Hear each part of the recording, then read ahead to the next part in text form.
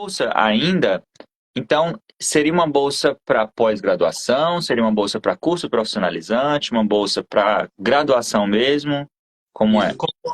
como tá nos requisitos, é do 18 até o 35. Então, pode ser qualquer tipo de graduação, pós-graduação, pós-graduação no caso seria mestrado, doutorado, até escolas profissionalizantes também. Então, atualmente a gente tem pessoas que fazem graduação, mestrado, doutorado e cursos de. Aqui no Brasil não tem muito, mas escolas profissionalizantes, por exemplo, de sushi. Não. Específico, né? O importante aqui é você o que você quer estudar e para que você quer estudar isso daqui. Né? Você ter essa meta definida bem aqui para ser esse elo entre o seu país e o Japão. Entendi. Tá, então a bolsa é bem abrangente, né? No final das contas, é você que escolhe se você, eu já tenho uma graduação no Brasil, vou querer fazer um mestrado, sei lá. Ou então, não, quero mudar de profissão, fazer uma escola profissionalizante. Nesse caso, eu, sendo, né, o candidato, eu preciso escolher a escola, eles me dão um direcionamento, é totalmente livre, tem uma lista, como é que funciona essa parte? Você pode escolher a escola que você quiser, não precisa ser, por exemplo, público, particular, etc. Pode ser qualquer um. Tanto que depois que a gente chega aqui, a gente vai prestando vários lugares para ver onde que passa, né? Daí se passar onde você quer, né? Maravilha, né? Mas a gente pode tentar o segundo, terceiro, quarto lugar também, não tem problema. Então, não é fechadão as oportunidades. Então, você chega no Japão já com a intenção de ir para um determinado lugar, que você já deixou claro, mas você precisa fazer o exame de admissão daquela instituição, seja lá qual for. Isso. A gente precisa fazer esse vestibular aí dessa instituição também, né? E esse vestibular, então, já não tem mais a ver com a Nippon Foundation em si. Aí é o processo seletivo da instituição. Aí Isso. se vai ser o mesmo dos japoneses, se vai ser alguma coisa diferente, especial para estrangeiros, Isso. depende. Depende de cada universidade, de cada escola, né? Tá. Entendi. Nossa, então é ótimo, né? Porque aí realmente a pessoa pode adequar essa oportunidade da bolsa àquele momento de vida dela ou a o que ela pretende fazer no futuro. Ah, Muito e uma coisa bom. também importante você também pode prestar estando no Japão. Ah, Já estando no Japão. isso é legal, não sabia dessa. Você, Mas para ter essa bolsa precisa ser estrangeiro, né? Você pode ter dupla nacionalidade, mas você precisa ter esse você precisa ter esse pé vínculo fora com do a Japão. América do Sul, da América Latina, com essa instituição também de origem também. Mas, mesmo aqui estando aqui, você pode prestar. Tenho várias pessoas que já prestaram, já morando aqui. Ah. Às vezes acontece como aconteceu contigo, né? Os brasileiros que, enfim, nasceram no Brasil, mas tem esse vínculo próximo com o Japão, às vezes a família está aqui, a pessoa vem, meio que estuda e acaba se perdendo assim, não sei o que eu vou fazer do futuro, não sei que oportunidades existem.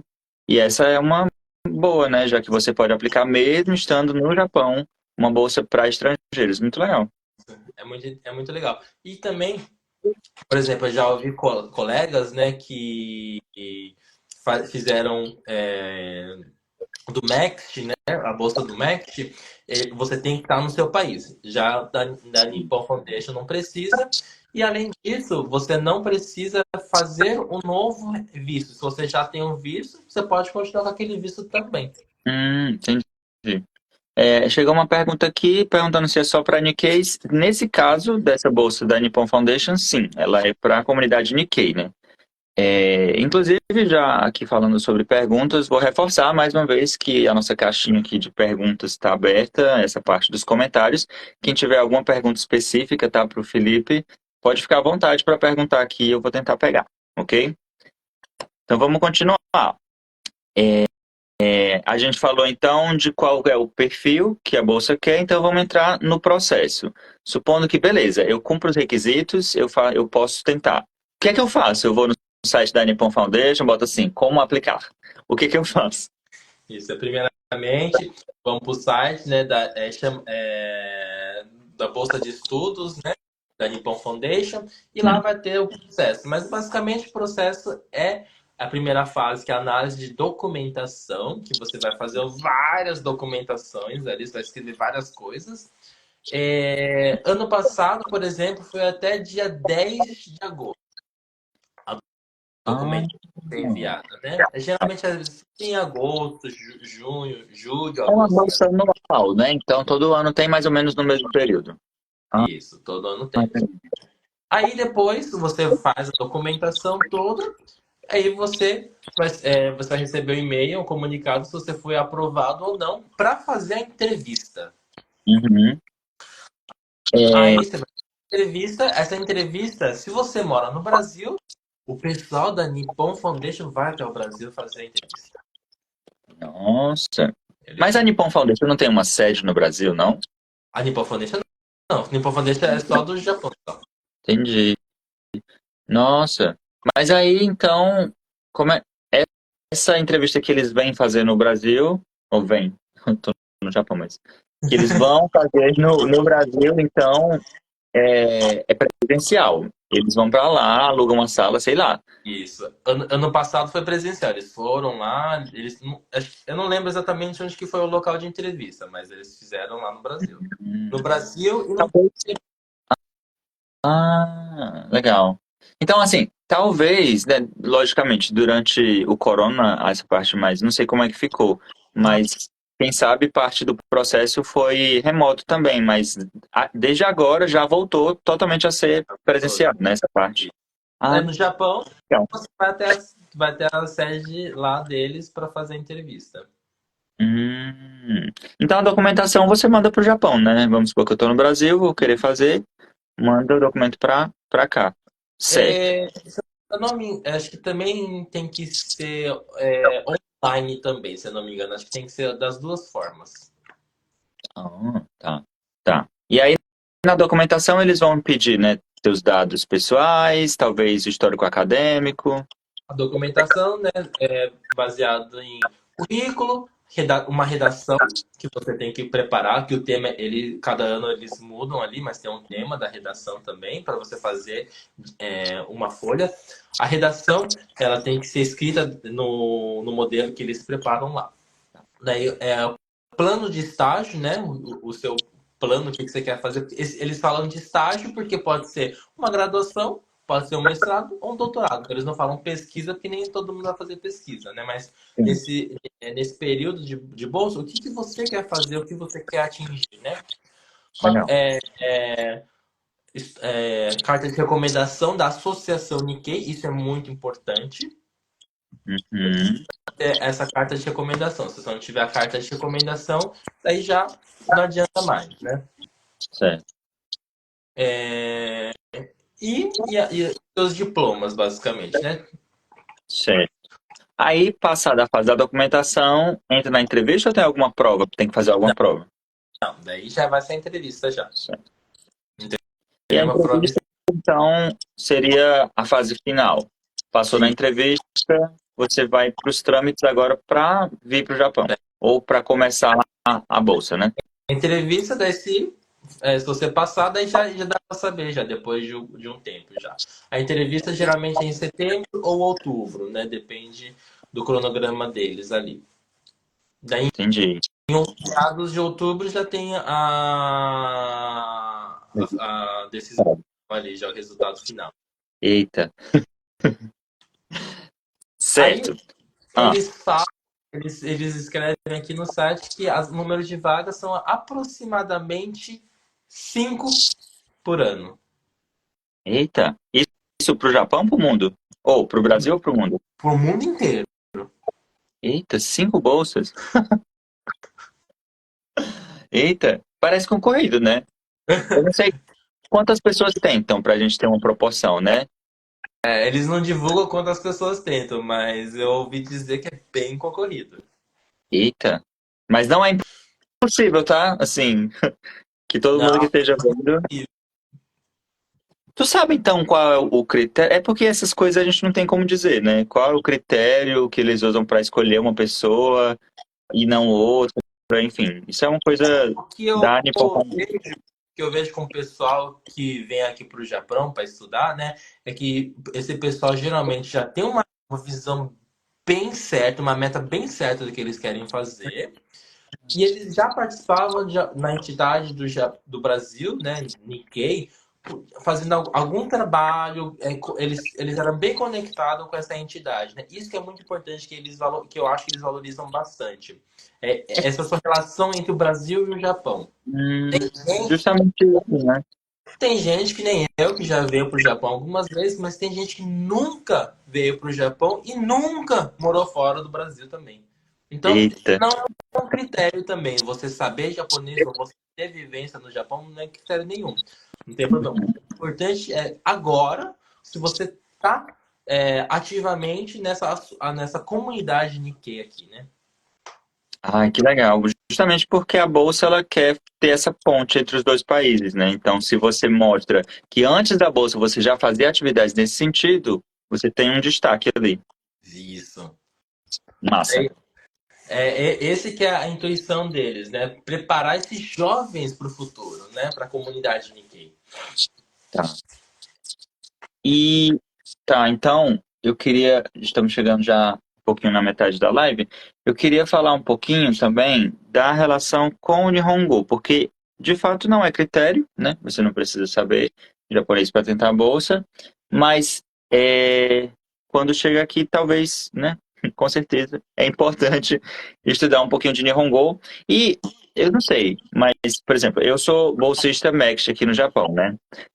Para o MEXT também você não precisa saber japonês, você pode fazer inglês, mas é interessante que você saiba o mínimo de japonês.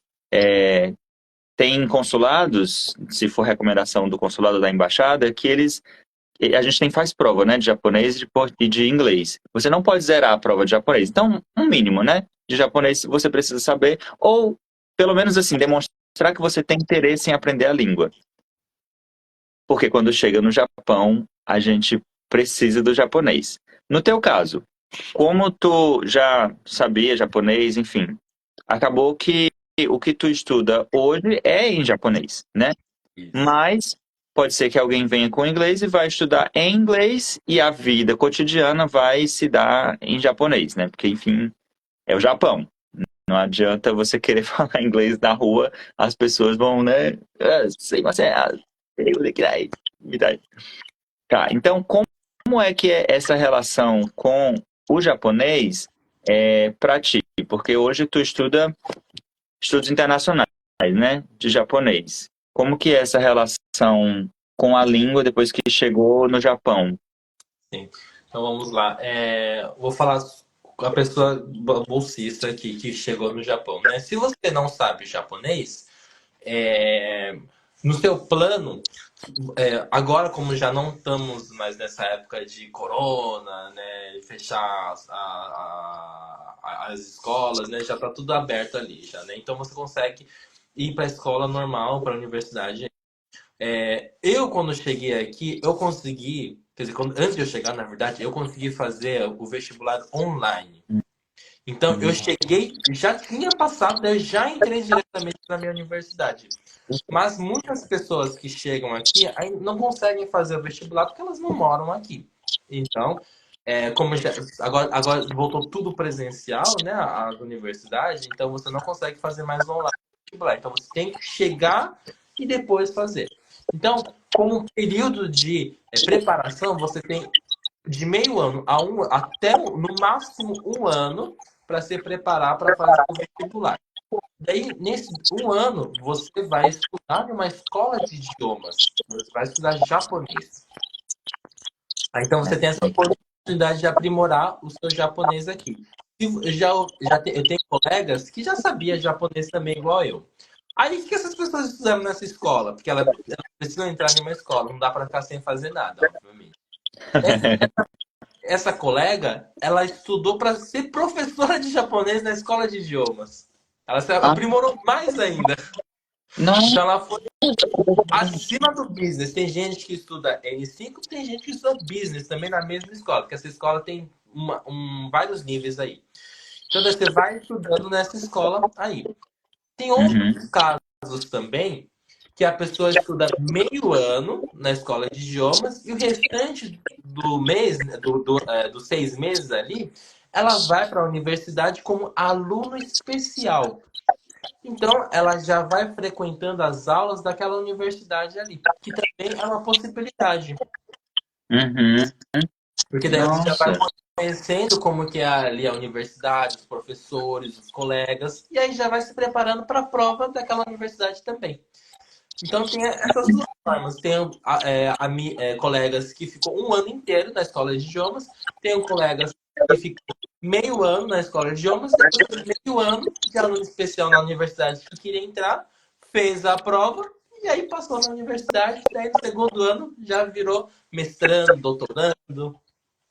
Tem gente que confunde muito esse primeiro período da bolsa, né? Porque não é direto pro, enfim, o que você vai fazer, seja profissionalizante, seja mestrado, doutorado. Você tem esse período de adaptação. E esse período é muito importante, porque realmente você está mudando de vida, né? Independente de já estar no Japão ou de estar no Brasil e vir para cá. No caso de estar no Brasil e vir para o Japão, é uma mudança ainda mais drástica, né? Você vai ter que se adaptar ao dia a dia, enfim, é todo um período. Você realmente precisa de tempo, não só para se preparar para o vestibular, mas para entender como está a sua nova vida. Daí eles recomendam você entrar numa escola de idiomas, né? Quer dizer, a escola de idiomas que eles falam, né? Uhum. Porque para você morar, que nem você falou, né? Para morar aqui no Japão, você tem que falar japonês. Então, pelo menos o mínimo ali, eles pedem para isso. E também quando você entra, né, para a bolsa, eles falam, você também tem que aprender japonês, tal, né? Para comunicar com o pessoal aqui no Japão. E uma outra Uhum. coisa importante, acho que de se comentar, é a duração da bolsa. No Ah, MEC é a duração mínima ali, que é 2 anos do mestrado. Mas aqui a nossa duração é de 5 anos. Ou seja, você pode fazer um ano de aluno especial, de escola de idiomas e depois 4 anos de graduação. Mas daqui é só o máximo, né? Você tem que colocar no seu plano ali quantos anos de bolsa que você pretende. então, vamos supor, eu começo a fazer o curso especial de um ano, depois eu entro no mestrado. Tu fez então o doutorado pela mesma bolsa? Isso, eu estou fazendo pela mesma bolsa. Como eu não fiz o aluno especial, eu entrei direto, então eu vou fazer eu fiz 2 anos de mestrado, estou no primeiro ano de doutorado e falta mais 2 anos Mais de dois. doutorado. É os Ah, 5 anos. entendi. Você consegue então preencher esses 5 anos da forma que seja. Isso. Só que você tem que deixar bem certinho no seu plano ali de pesquisa, porque eles pedem isso. Se você falar que só quer fazer mestrado, daí vai ser só o período do mestrado. Uhum. Por que tem essa diferença, né? Porque no doutorado de medicina, por exemplo, são 3 ou 4 anos, né? É diferente. Então, cada curso é diferente, então eles deixam até 5 anos para isso, para aderir qualquer tipo de Ah, curso. legal.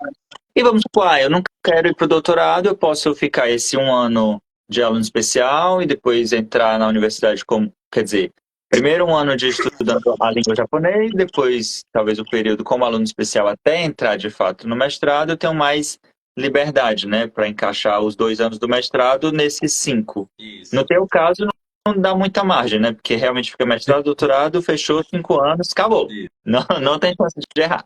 Mas Isso. se você não quiser fazer um doutorado, você tem essa Tem, margem. Ah, é muito massa. E eu acho assim que a parte do estudo do idioma, nesse primeiro momento, é muito importante para o dia a dia, né? Porque acaba que algumas oportunidades no Japão, não vou dizer que, não sei japonês, eu não posso morar no Japão. Pode. Eu conheço também amigos, colegas que vieram pelo Ciências Sem Fronteiras, por exemplo, e não sabia nada, nada de japonês. Inclusive, às vezes, Nikkei também, que sabia muito pouco, como tu falou, né? Em casa falava assim, um chawan, sabe? Vocabulário solto, mas chegou no Japão, não sabia japonês. E se viraram. Não morreram de fome, estão muito bem, obrigado, assim, voltaram para o Brasil, estão vivos. Só que eles não sabendo japonês, acaba que as oportunidades que eles têm aqui no Japão ficam um pouco mais reduzidas, né? Então, se você sabe japonês, você consegue acessar outros lugares. Você tem. consegue. Até as universidades, né? Às vezes o curso é ofertado em japonês, então você precisa ver onde se encaixa o japonês na sua vida e até onde você quer chegar com ele, dependendo do objetivo pessoal de cada um. Inclusive, você sabendo japonês, você pode fazer mais amizades ainda também. É isso que é mais importante, né? A questão social, né? Com certeza. Como eu estava comentando aqui, o japonês médio não é uma pessoa que vai se comunicar muito bem com o inglês. Primeiro que eles, diferente da gente latino, da gente brasileiro, eles são um pouco mais, como é que eu vou dizer, tímidos, né, na questão social, no trato entre pessoas. Então, principalmente se você não, né, se eles não conseguem a questão da barreira da língua. Então vai dificultar ainda mais. E aí a questão social no Japão, para quem vai mudar de vida, vir do Brasil para o Japão, é legal você construir uma rede de amigos, uma rede de apoio aqui no Japão, né? E para isso o japonês pode fazer a diferença também. Com certeza. E, enfim, no dia a dia, né? A questão social de você ter lá o seu ciclo de amizades e no dia a dia você vai comprar pão, você Você vai saber comprar. ler ali um pouquinho, né? Já ajuda muito mais, né? Demais, demais. E assim, a gente não está falando aqui, então estude japonês porque você precisa do N1 para viver no Japão. Não precisa, né? Vamos aos poucos. Quanto mais souber, melhor, claro. Mas se você souber ler, já é bastante, ó. Sim. Souber ali um hiragana, souber um katakana, vai saber uns kanjis básicos, já vai ajudando.